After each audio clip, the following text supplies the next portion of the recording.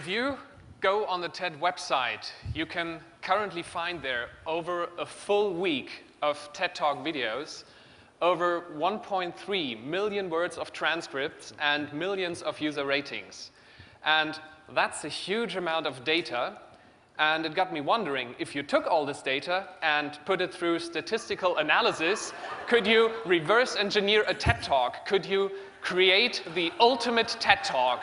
And also, could you create the worst possible TED Talk that they would still let you get away with?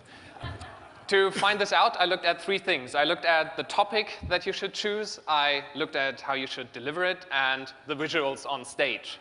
Now, with the topic, there's a whole range of topics you can choose, but you should choose wisely, because your topic strongly correlates with how users will react to your talk. Now, to make this more concrete, let's look at the list of top 10 words that statistically stick out in the most favorite TED Talks and in the least favorite TED Talks.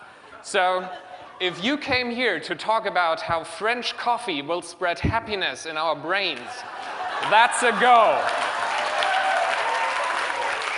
Whereas if you wanted to talk about your project involving oxygen, girls, aircraft, actually I would like to hear that talk, but statistics say it's not so good. Oh well, if you generalize this, the most favorite TED Talks are those that feature topics we can connect with both easily and deeply, such as happiness, our own body, food, emotions, and the more technical topics such as architecture, materials, and strangely enough, men. Those are not good topics to talk about.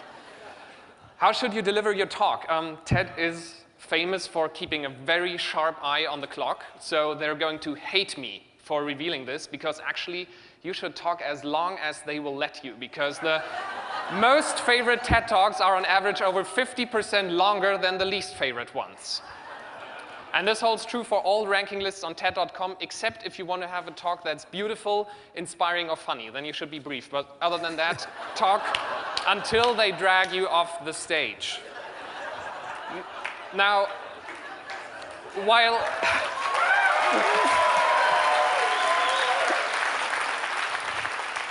you're pushing the clock, there's a few rules to obey. I found these rules out by comparing the statistics of 4-word phrases that appear more often in the most favorite TED Talks as opposed to the least favorite TED Talks.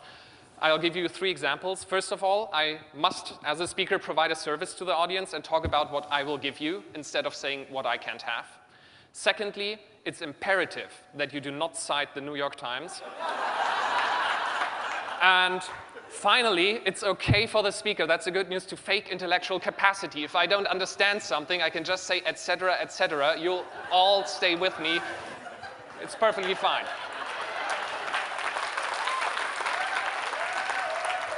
Now, let's go to the visuals. The most obvious visual thing on stage is the speaker. And analysis shows if you want to be among the most favorite TED speakers, you should let your hair grow a little bit longer than average.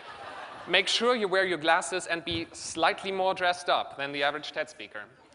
Slides are okay, though you might consider going for props. And now the most important thing, that is the mood on stage. Color plays a very important role. Color closely correlates with the ratings that talks get on the website. For example, fascinating talks contain a statistically high amount of exactly this blue color, much more than the average TED Talk. Ingenious TED Talks, much more of this green color, etc., etc.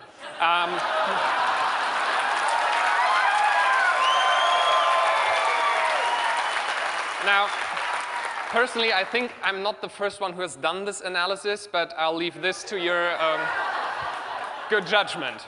So now it's time to put it all together and design the ultimate TED Talk. Now, since this is TED Active, and I learned from my analysis that I should actually give you something, I will not impose the ultimate or worst TED Talk on you, but rather give you a tool to create your own. And I call this tool the TED Pad. And the TED Pad is a matrix of 100 specifically selected, highly curated sentences that you can easily piece together to get your own TED Talk. You only have to make one decision, and that is, are you going to use the white version for very good TED Talks about creativity, human genius, or are you going to go with a black version, which will allow you to create really bad TED Talks, mostly about blogs, politics, and stuff. So download it and have fun with it. Now, I hope you enjoy this session. I hope you enjoy designing your own ultimate and worst possible TED Talks. And I hope some of you will be inspired for next year to create this, which I really want to see. Thank you very much.